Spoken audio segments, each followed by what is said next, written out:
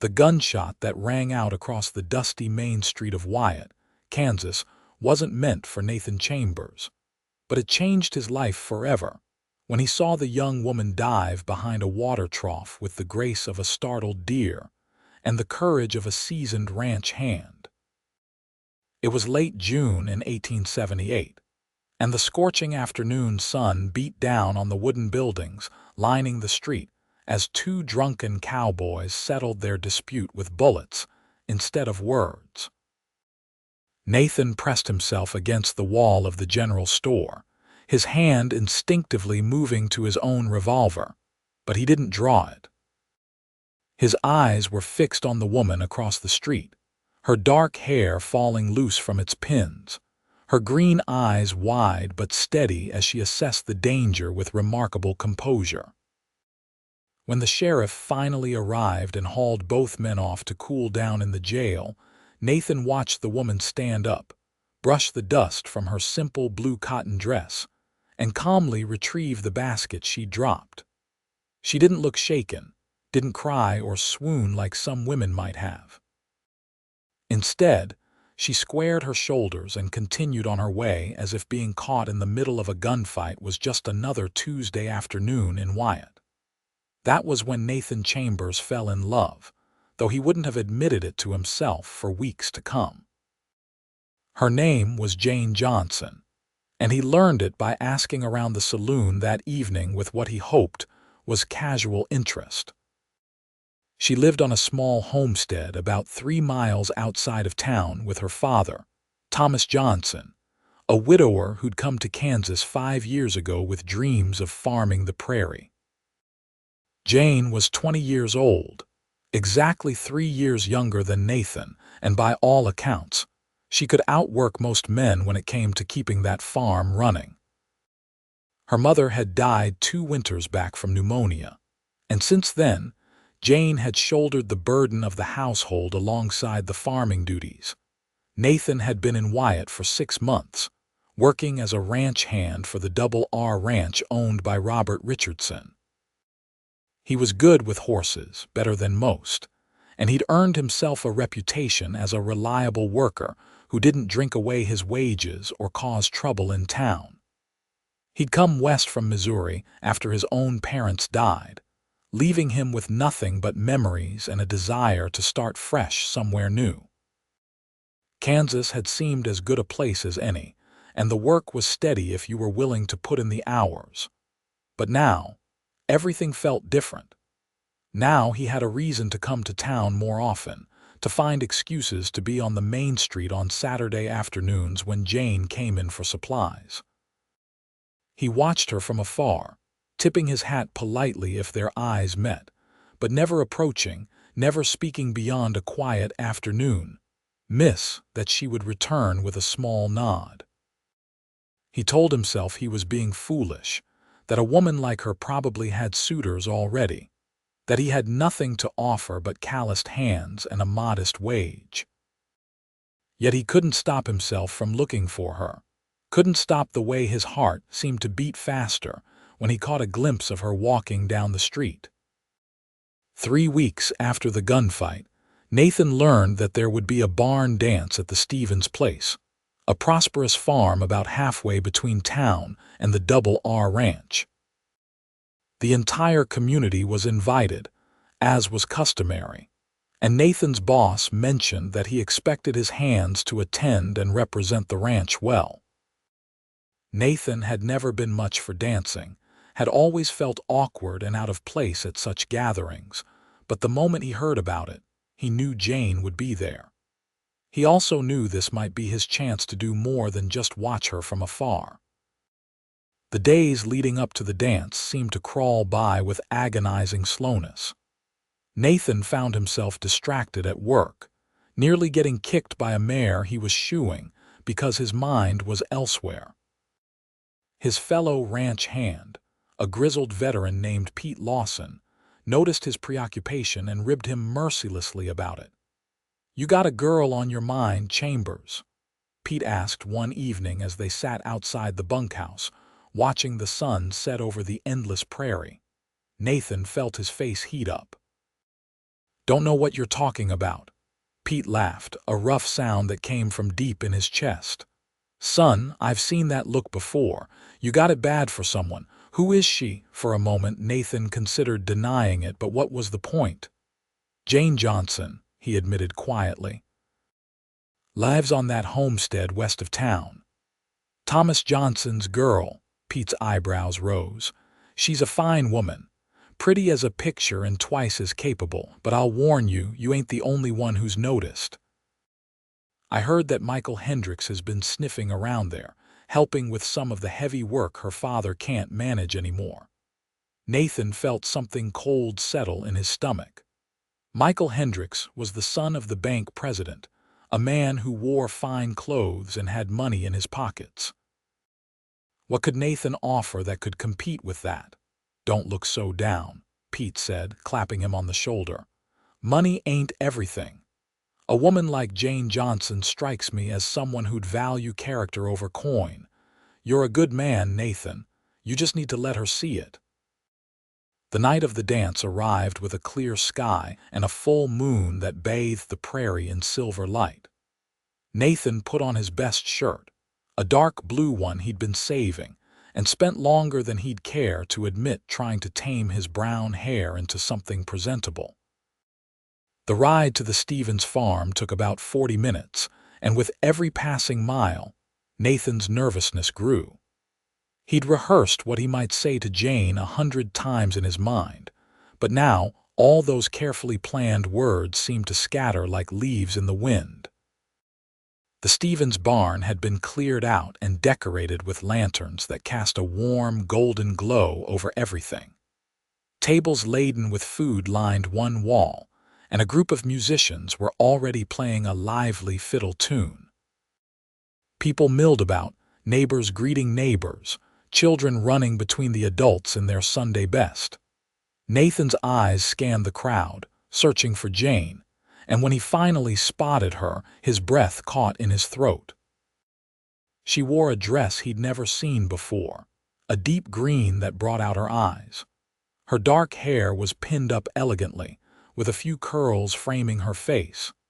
She was standing with her father, talking to the Stevens family, and she was smiling at something Mrs. Stevens had said.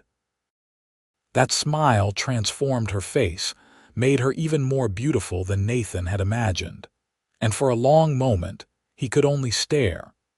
Then he saw Michael Hendricks approaching her, looking confident in his pressed suit and polished boots.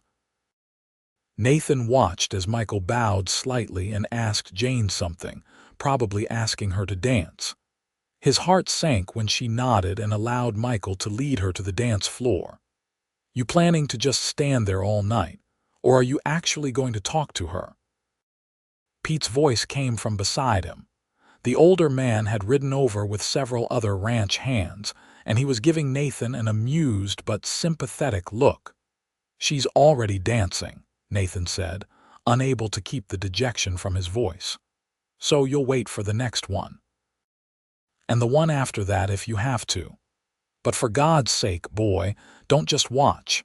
You'll regret it for the rest of your life if you do. Pete was right, Nathan knew, but that didn't make it any easier. He watched Jane dance with Michael, then with old Mr. Peterson from the feed store, then with a young man Nathan didn't recognize. Each time a dance ended, Nathan told himself he would approach her, and each time, someone else got there first. The evening wore on, and Nathan's courage continued to fail him. He danced with a few other women when asked, going through the motions of the steps he'd learned as a boy, but his heart wasn't in it. His eyes kept drifting back to Jane, watching the way she moved, the way she laughed at something her partner said, the way she seemed to glow in the lantern light. It was nearly 10 o'clock when Nathan finally accepted that he was going to lose his chance entirely. Michael Hendricks had claimed Jane for 3 dances already, and Nathan could see the way the banker's son looked at her, possessive and sure of himself. Nathan felt like a fool for even hoping. He was about to leave to slip out into the night and ride back to the ranch with his tail between his legs, when he saw Jane step outside onto the porch of the barn. She was alone, fanning herself with her hand, looking up at the stars. Something in Nathan's chest tightened. This was it.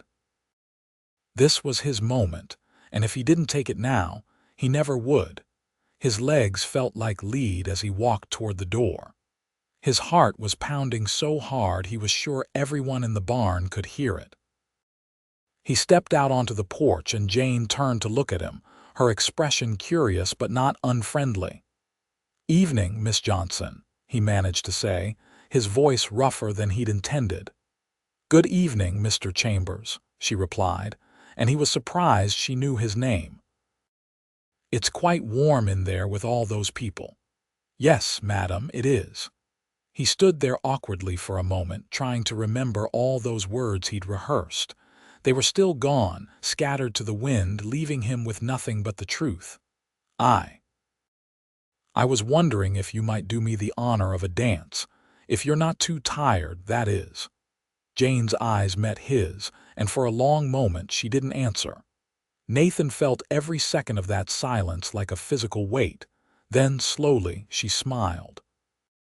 It wasn't the polite smile she'd given her other dance partners. This one reached her eyes, made them sparkle in the moonlight. "I'd like that, Mr. Chambers," she said softly. They walked back into the barn together, and Nathan barely heard the music starting up again. All he was aware of was Jane's hand in his as he led her to the dance floor.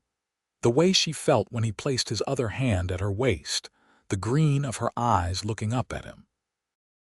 The dance was a waltz, slower than the reels and jigs that had dominated the evening, and Nathan sent a silent prayer of thanks heavenward that he wouldn't have to navigate complicated steps. "I've seen you in town," Jane said as they began to move to the music. "You work at the Double R Ranch, don't you?" "Yes, madam. I work with the horses mostly." Nathan was acutely aware of how rough his hands must feel against her much softer one. "Been there about 6 months now. You're good with them, from what I hear." "My father mentioned he saw you gentling a wild Mustang in the corral behind the livery last month. He said it was something to see." Nathan felt a flush of pride mixed with surprise. "Your father saw that." "He did. He has an appreciation for men who know how to work with animals rather than against them." Jane's expression grew thoughtful. "We had a horse go lame last winter, and we had to put him down. It's been difficult managing with just the one, but we make do." "That must be hard on you both," Nathan said, meaning it. He knew how much work a farm required, and trying to do it with insufficient horses would make everything twice as difficult. "It is, but we manage. My father taught me that complaining doesn't plow fields or mend fences." There was a strength in her voice that Nathan admired deeply. She wasn't looking for sympathy, just stating facts. They danced in silence for a moment, and Nathan became aware that the music felt like it was moving too fast, that the song would end too soon. He wanted to say something, anything to make her want to dance with him again, to talk to him again, but what came out of his mouth surprised even himself. "I saw you that day, during the gunfight on Main Street," he said. "You were the bravest person there. Most folks panicked, but you kept your head." Jane's cheeks colored slightly. "I was terrified, actually, but my mother always said that courage isn't about not being afraid. It's about doing what needs to be done despite the fear. That day, what needed to be done was not getting shot, so I found cover and stayed calm." "Your mother sounds like she was a wise woman." "She was." Jane's voice softened, tinged with sadness. "I miss her every day. She would have loved this dance. She always said that music and community were what kept people human out here on the frontier." Nathan wanted to say something comforting, but before he could find the words, the music ended. They stopped moving, but neither of them immediately stepped apart. Nathan was intensely aware of how close they were standing, how he could see the flecks of gold in her green eyes. "Thank you for the dance, Miss Johnson," he said, reluctant to let her go. Jane, she corrected gently. You may call me Jane, only if you'll call me Nathan. She smiled again, and Nathan felt like he could have floated right up to the rafters of that barn. But before either of them could say anything else, Michael Hendricks appeared at Jane's elbow. There you are, Jane, Michael said with easy familiarity that made Nathan's jaw tighten. You promised me another dance, remember? Jane's smile flickered, becoming more polite than genuine. I don't recall promising, Michael, but I'll dance with you. She gave Nathan an apologetic look as Michael led her away, and Nathan watched them go with a sinking feeling in his chest. He'd had his moment, but was one dance enough? Would it lead to anything, or would Michael Hendricks's money and position win out in the end? Pete found him a few minutes later, still standing at the edge of the dance floor. Well, how'd it go?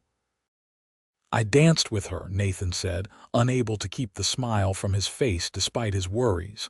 She asked me to call her Jane. That's a good sign, boy, a very good sign. Pete clapped him on the back. Now don't go moping around watching her dance with others. Go get yourself some of that pie, Mrs. Stevens made and enjoy the evening. You've made your introduction. That's the important part. Nathan took Pete's advice and tried to enjoy the rest of the evening, but his eyes kept finding Jane in the crowd. He noticed that she seemed less animated when dancing with Michael than she had been when dancing with him, and that observation gave him a small measure of hope. When the dance finally wound down near midnight, Nathan watched Jane leave with her father, and though he wanted to offer to escort them home, Michael Hendricks had already claimed that privilege. The ride back to the Double R Ranch was quiet, with Pete dozing in his saddle and the other hands tired from the evening's festivities. Nathan, however, was wide awake, replaying every moment of his dance with Jane, every word she'd said, the way she'd smiled at him. Sleep eluded him for hours after he'd bedded down in the bunkhouse, his mind too full of green eyes and the possibility of something more. The next few weeks tested Nathan's patience in ways he'd never experienced. He wanted to see Jane again, to talk to her, but he couldn't just ride out to her farm without a reason. That would be too forward, too presumptuous. So he waited for Saturdays when she came to town, and he made sure to be there, to tip his hat and exchange greetings that gradually grew into brief conversations. He learned that she loved reading but had few books to choose from. He learned that she missed having a garden like her mother had kept, but that the drought that summer had made it nearly impossible to keep flowers alive.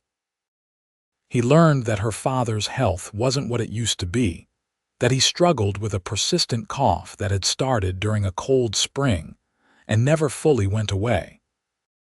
Nathan also learned that Michael Hendricks was indeed courting her, visiting the Johnson farm regularly with gifts and offers of help.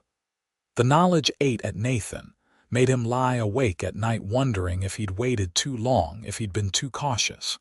But what could he do? He had no money for gifts, no spare time to ride out and help with farm work when his own duties at the ranch kept him busy from sunup to sundown. It was Pete who finally gave him the push he needed. They were sitting outside the bunkhouse one evening in mid-July, the air thick with heat and the distant rumble of thunder promising rain that might or might not come. "You're being a fool," Pete said bluntly, whittling a piece of wood with his pocket knife. "What are you talking about?" Nathan asked, though he had a feeling he knew. "That Johnson girl. You're sitting here pining away like a lovesick calf while that Hendricks boy is probably asking her father for permission to court her proper. If you have feelings for her, you need to do something about it." "What am I supposed to do? I can't compete with what he can offer her." Pete looked at him with something like disappointment. "You think she's the type to choose a man based on his bank account, because if she is, then maybe you're better off forgetting about her. But I don't think she is." I think she's the type who'd value honesty and hard work and a man who treats her right. Even if you're right, what am I supposed to do? Just ride up to her house and declare myself? Why not? What's the worst that could happen? She says no, and you're no worse off than you are now. But if you don't try, you'll spend the rest of your life wondering what might have been. Pete pointed the knife at Nathan for emphasis. That's a hell of a lot worse than hearing a no, trust me. That night, Nathan made a decision. He would go to the Johnson farm, and he would be honest with Jane about his feelings. If she rejected him, so be it, but at least he would know he'd tried. The thought terrified him, but it also felt right in a way that nothing else had in a long time. The next day was Sunday, his day off from the ranch. Nathan bathed in the creek, put on his best clothes and borrowed Pete's better horse, a handsome chestnut gelding that looked more impressive than Nathan's own mount. The ride to the Johnson farm felt both too long and too short, his heart hammering harder with each mile. The farm was modest, a small house with a barn that had seen better days and fields that showed the strain of being worked by too few hands. As Nathan rode up the dusty track, he saw Jane in the garden beside the house, working on her knees among some struggling vegetable plants. She looked up at the sound of hoofbeats, shading her eyes against the sun, and when she recognized him, she stood up, brushing dirt from her hands. "Nathan," she said, and he loved the way his name sounded in her voice. "This is a surprise. What brings you out here?" Nathan dismounted, suddenly unsure of himself again. All the words he'd practiced on the ride over seemed inadequate now. "I wanted to see you," he said simply. "To talk to you if you have time."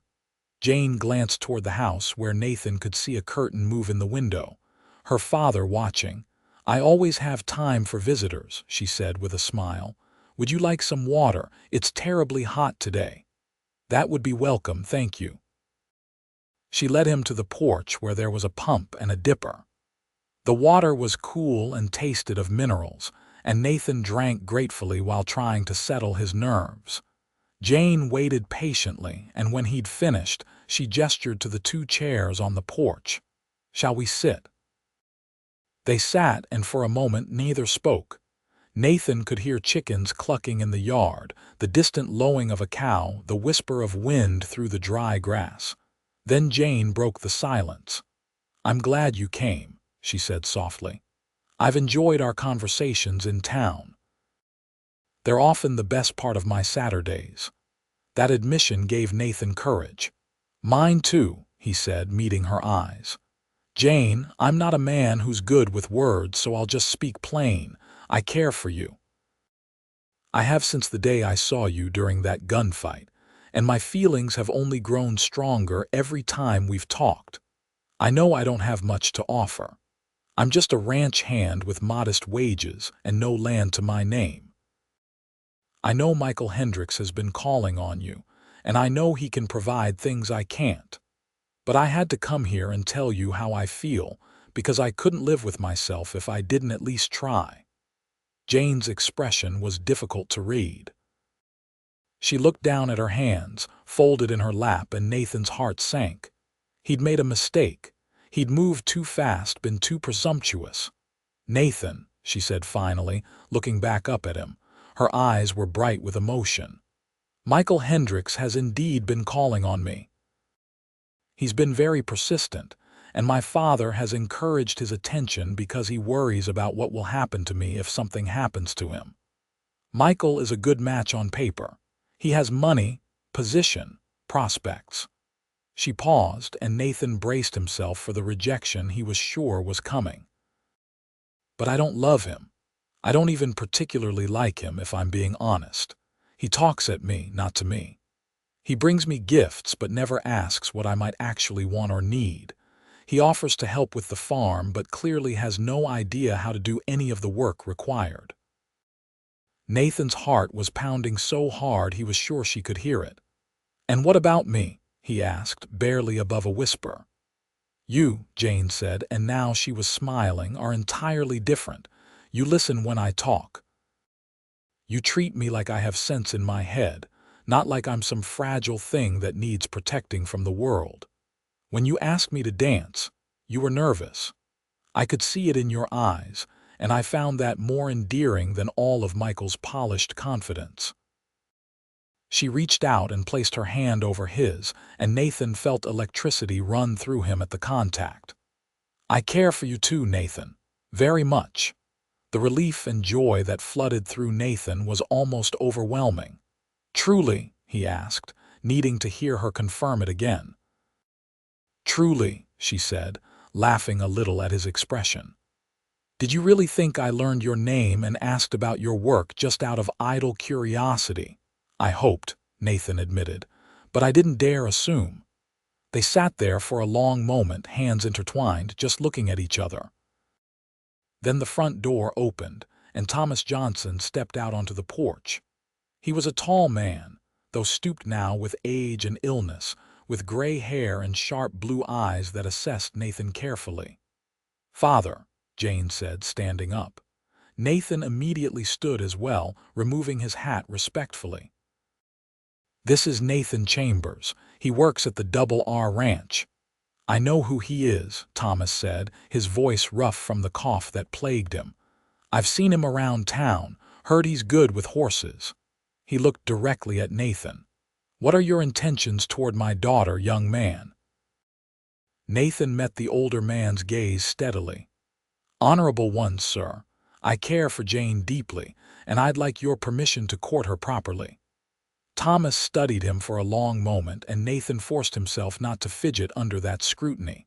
Finally, Thomas nodded slowly. "You don't have money, do you?" "No, sir. But I work hard, I save what I can, and I'd provide for Jane to the best of my ability." "Michael Hendricks has been courting her," Thomas said. "He has money, position." "Father," Jane said warningly, but Thomas held up a hand. "Let me finish, daughter." He looked back at Nathan. "Hendricks has all those things, but I've watched him with Jane, and I've seen that he doesn't truly see her. He sees a pretty face and a capable housekeeper, but he doesn't value the woman she is." Thomas paused to cough, a deep rattling sound that spoke of illness. When he recovered, he continued. "You, on the other hand, look at my daughter like she hung the moon. That's worth more than money in my book." Nathan felt hope surge in his chest. "Does that mean you'll give your permission, sir?" "It does, but I have one condition." Thomas looked between Nathan and Jane. "This farm is struggling. I'm not getting any younger, and my health isn't what it was. If you're serious about my daughter, I need to know that you're willing to help keep this place running. Not just for me, but for Jane's future. This land is all I have to leave her." "I'd be honored to help, sir," Nathan said without hesitation. "I may work at the Double R, but I know farming. My parents had a farm in Missouri before they passed. I can work here on Sundays and maybe some evenings if the days are long enough." Thomas extended his hand, and Nathan shook it firmly. "Then you have my blessing to court my daughter. Let's see if you're as good as your word." The next few months were the happiest and hardest of Nathan's life. He worked his regular hours at the Double R Ranch, and then spent every spare moment at the Johnson farm, helping to repair fences, tend the fields, and care for the animals. It was exhausting, but every minute felt worthwhile because it meant time near Jane. Their courtship unfolded in the spaces between work. They talked while doing chores, Jane feeding the chickens while Nathan mended a section of fence, their conversation flowing easily from one topic to another. She told him about her childhood, about her mother's love of wildflowers and her father's dreams of building a prosperous farm. Nathan told her about growing up in Missouri, about losing his parents to fever within days of each other, about the loneliness that had driven him west. They found they shared a love of literature, and Nathan used part of his wages to buy Jane a new book from the general store, a collection of poetry that made her eyes light up with joy. She read passages to him in the evenings while he repaired tools or equipment, her voice bringing the words to life in ways that made him fall even more deeply in love with her. Michael Hendricks didn't give up easily. He continued to visit the Johnson farm, though his welcomes grew cooler each time. Nathan was there one Sunday when Michael arrived, dressed in his usual fine clothes and carrying an expensive box of chocolates from Kansas City. The look on Michael's face when he saw Nathan working shirtless in the hot sun, replacing rotted boards on the barn, was almost comical. "I see you've hired help," Michael said to Thomas, his tone dismissive. "Nathan's not hired help," Jane said firmly, coming to stand beside Nathan. The proprietary way she placed her hand on Nathan's arm wasn't lost on Michael. "He's courting me with my father's blessing." Michael's face darkened. "You're choosing a ranch hand over me. Jane, be reasonable. What can he offer you? A life of poverty and endless work?" "He offers me respect, partnership, and love," Jane replied, her voice steady but her eyes flashing with anger. "Things you've never once offered, Michael. You've offered money and position, but you've never asked what I want or what would make me happy. Nathan has." "Your father is ill," Michael said, changing tactics. "This farm is failing. You need someone who can provide security." "And Nathan will," Thomas said from the porch, his voice weak but firm. "He's already done more for this place in 3 months than you've done in all your visits combined. I suggest you take your chocolates and go, Mr. Hendricks. My daughter has made her choice." Michael left in a cloud of dust and wounded pride, and Nathan never saw him at the Johnson farm again. He heard later that Michael had turned his attention to a merchant's daughter in Dodge City and was just as persistent there. Nathan wished the girl luck and promptly forgot about him. As summer turned to fall, Nathan's relationship with Jane deepened. They stole moments alone when Thomas was resting, walking through the fields at sunset, talking about their dreams for the future. Nathan spoke of wanting his own land someday, a place where he could raise horses and build a life. Jane shared her hope of making the farm prosperous again, of honoring her parents' memory by making their dream succeed. One evening in late September, with the harvest moon rising huge and orange on the horizon, Nathan and Jane sat on the porch after a long day of bringing in what crops they'd managed to grow despite the drought. Thomas had already gone to bed, his cough worse than usual, and they had the night to themselves. "I love you," Nathan said suddenly, the words spilling out before he could second-guess them. "I know we've only been courting a few months, but I'm certain of my feelings. I love you, Jane, and I want to spend my life with you." Jane turned to him, her face illuminated by moonlight, and he saw tears glistening in her eyes. "I love you too," she whispered. "I think I have since that night at the dance when you were so nervous asking me to waltz with you." Nathan reached into his pocket and pulled out a small box. He'd been carrying it for 2 weeks, waiting for the right moment. "I don't have much," he said, opening the box to reveal a simple gold band. "This was my mother's wedding ring. It's all I have left of her, and I'd be honored if you'd wear it." Jane's hand flew to her mouth, and the tears spilled over. "Nathan, are you asking me to marry you?" "I am. I know it's fast, and I know I don't have much to offer yet, but I promise I'll work every day for the rest of my life to make you happy. Will you marry me, Jane?" "Yes," she said, launching herself into his arms. "Yes, yes, 1,000 times yes." They held each other as the moon rose higher, and Nathan felt a peace settle over him that he'd never known before. This was where he was meant to be. This was home. They were married 6 weeks later in a simple ceremony at the small church in Wyatt. The whole community turned out, and even Pete got a little misty-eyed when Nathan and Jane exchanged their vows. Robert Richardson gave Nathan a bonus and a raise, saying that a married man needed to be able to support his wife properly. Thomas looked proud despite his declining health, and he shook Nathan's hand after the ceremony with a grip that was still surprisingly strong. "Take care of her," Thomas said quietly. "She's everything to me." "I will, sir. I promise you that." Nathan and Jane moved into the farmhouse with Thomas. It wasn't ideal for newlyweds, but Thomas needed care, and they both knew it. Besides, the farm required both of their efforts to keep running. Nathan continued working at the Double R Ranch but spent every other waking moment working the Johnson land, which he now thought of as his own. The winter was hard. Thomas's cough worsened, and by January he was bedridden more often than not. Nathan and Jane took turns caring for him, and the old man's spirits seemed to lift whenever his daughter was near. On a cold night in early February, with snow falling softly outside, Thomas called them both to his bedside. "I need you to know," he said, his voice barely a whisper now, "that I'm so proud of you both. Jane, your mother would be so happy to see the woman you've become and the man you've chosen. Nathan, you've been like a son to me these past months. This farm, this land, it's yours now.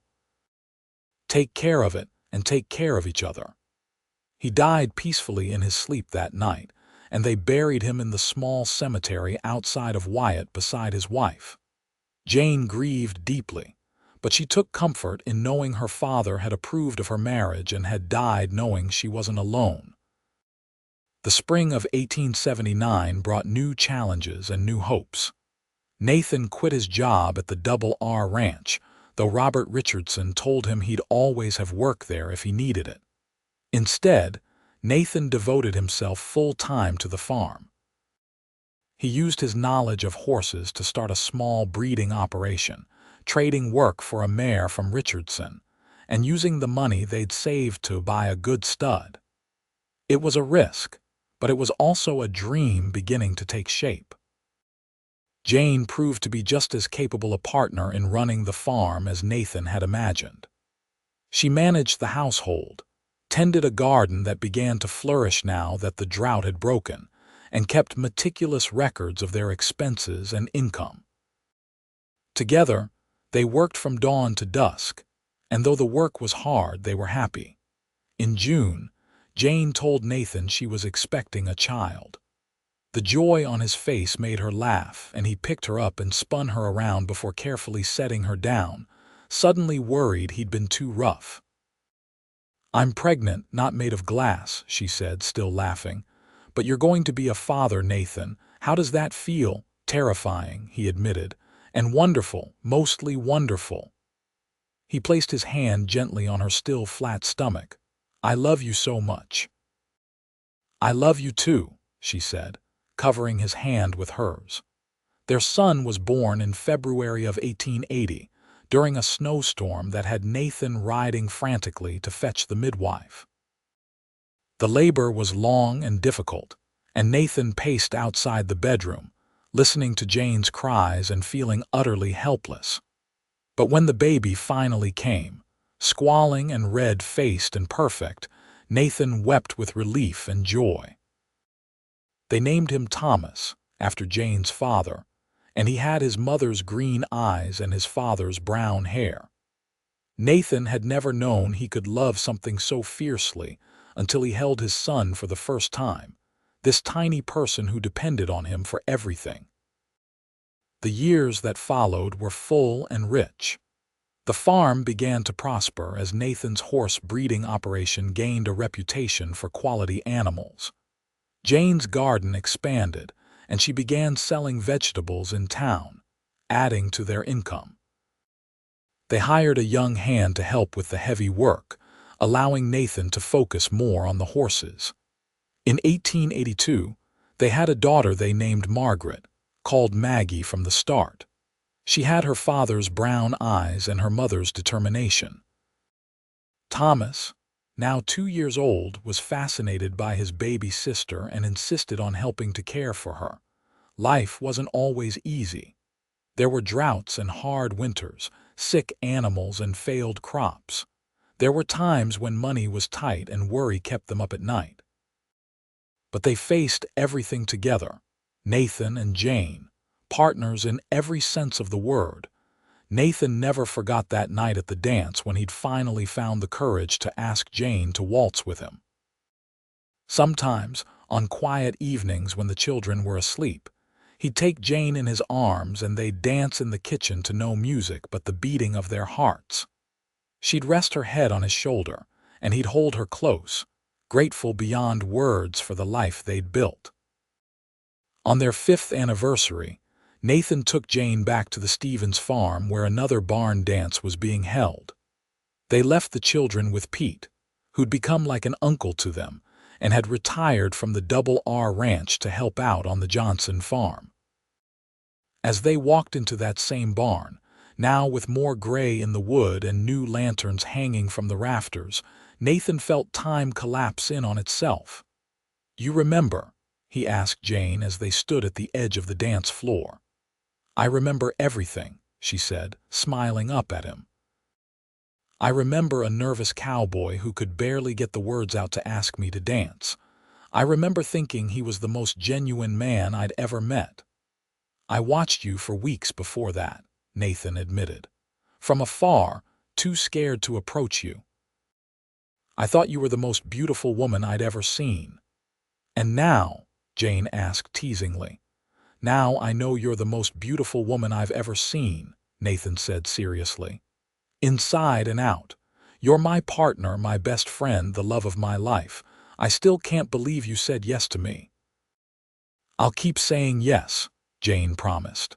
"For the rest of our lives." They danced that night like they were young and courting again, and when they went home to their farm, to their children, to the life they'd built together, Nathan felt a contentment so deep it was almost overwhelming. More children came in the following years. Another son in 1884, named Robert after the man who'd given Nathan his first job in Kansas. Twin daughters in 1887, named Sarah and Catherine, who kept the entire household in delightful chaos. Their house expanded as their family grew, with Nathan and a crew of friends building on new rooms to accommodate everyone.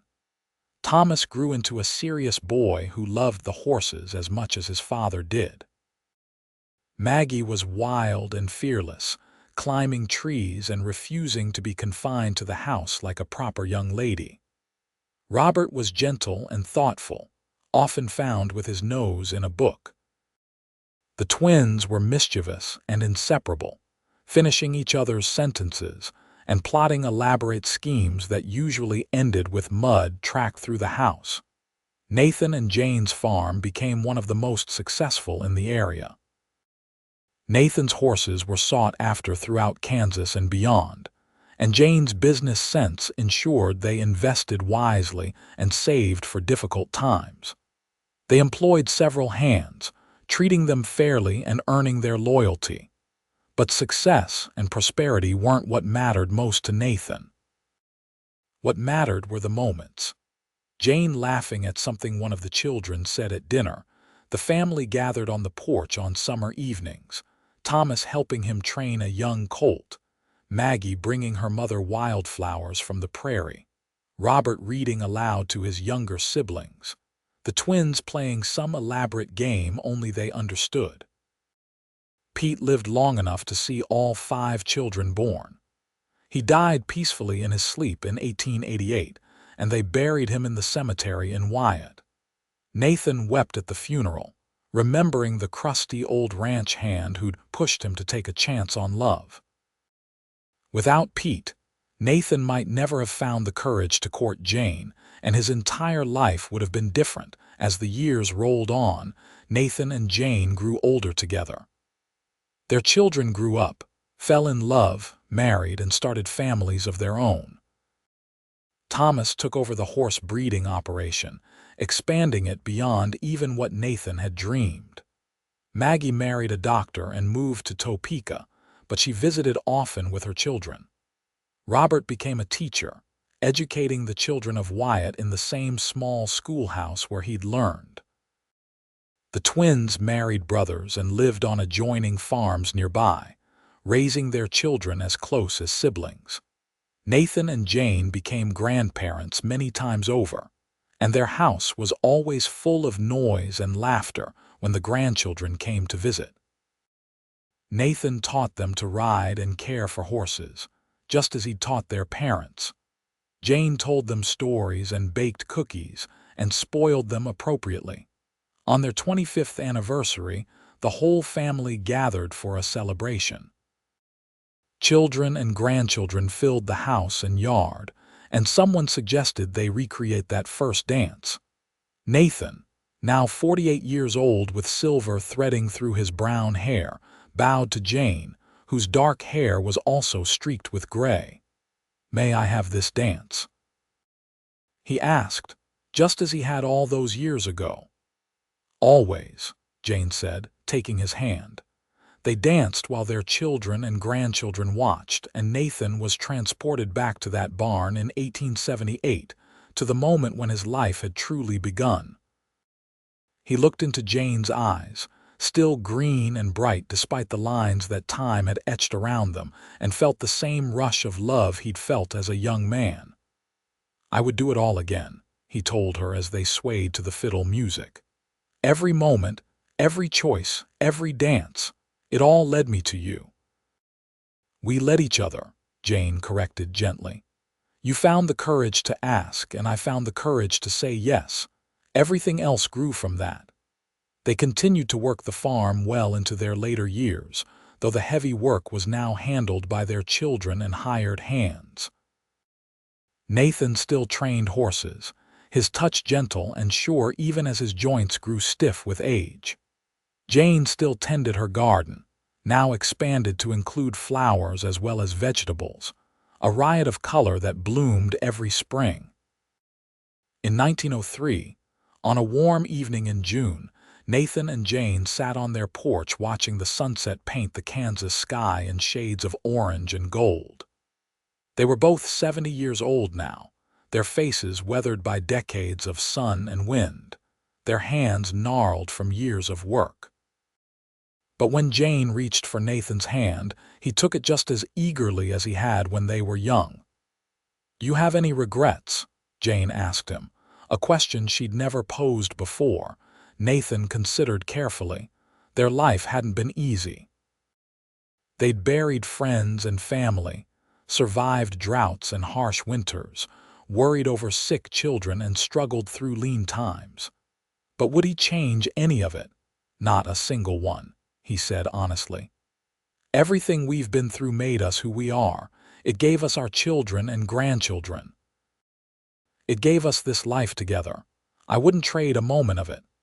Not even those weeks when you were too scared to talk to me," Jane teased. Nathan laughed. "Well, maybe I'd change that. I could have had a few more weeks with you if I'd been braver sooner." "You were brave when it mattered," Jane said, squeezing his hand. "That's what counts." They sat in comfortable silence, watching the sky darken and the first stars appear. Somewhere in the house behind them, they could hear their grandson playing with wooden horses Nathan had carved for him, making galloping sounds and creating elaborate stories. The sound made Nathan smile. "We did good, didn't we?" he said softly. "We did better than good," Jane replied. "We built something that will last long after we're gone. This farm, our children, the love we've shared. It all matters. It all makes a difference." Nathan brought her hand to his lips and kissed it gently. "I love you, Jane Johnson Chambers. I have from the moment I saw you, and I will until my last breath. And I love you, Nathan Chambers, my brave cowboy who found the courage to ask me to dance." As the stars wheeled overhead and the prairie whispered its ancient songs, Nathan and Jane sat together on the porch they'd repaired a dozen times over the years. In front of the house, they'd expanded room by room. On the land they'd worked and loved and passed on to their children. Their story had started with a dance and a moment of courage, and it had grown into a lifetime of love, partnership, and family. Years later, when Nathan passed away peacefully at the age of 78 with Jane holding his hand, their children and grandchildren gathered to remember him. They spoke of his kindness, his skill with horses, his dedication to his family. But what Jane remembered most, what she held closest to her heart, was the memory of a nervous young cowboy who'd watched her from afar and finally found the courage to ask her to dance. She lived another 5 years without him, surrounded by her loving family, tending her garden and telling stories about the man she'd loved for over 50 years. When she finally joined him, she was buried beside him in the Wyatt Cemetery, their headstones standing side by side just as they'd stood side by side in life. Their descendants continued to work the land they'd built together, generation after generation, and the story of Nathan and Jane became family legend.